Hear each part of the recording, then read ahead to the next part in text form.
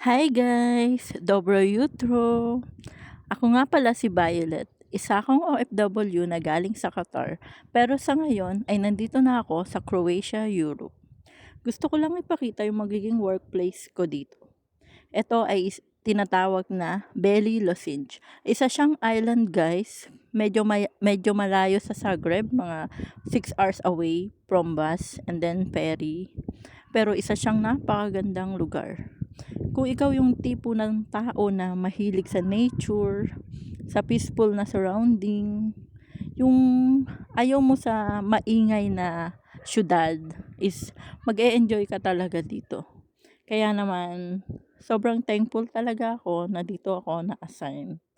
By the way guys, 1 week pa lang pala ako dito and kasama yung friend ko galing Qatar. Hindi pa kami nakapag-start ng work, bali next week pa.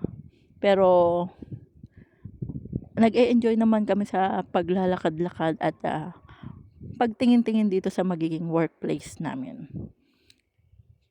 Yun lang guys, gusto ko lang i-share kasi ang tagal ko rin pinangarap na makapag-Europe and then after 7 years sa Qatar, yun, sinerte naman na makapunta dito sa Croatia. Sana maging maayos tong bansang ito sa amin and maging okay yung lahat, especially yung work. Pero I think naman mag-e-enjoy ako sa lugar na to kasi ang ganda niya, sobra.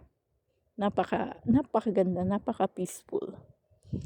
Yun lang guys, na-share ko lang. And by the way, ito pala yung una kong magiging vlog dito sa Croatia, Europe.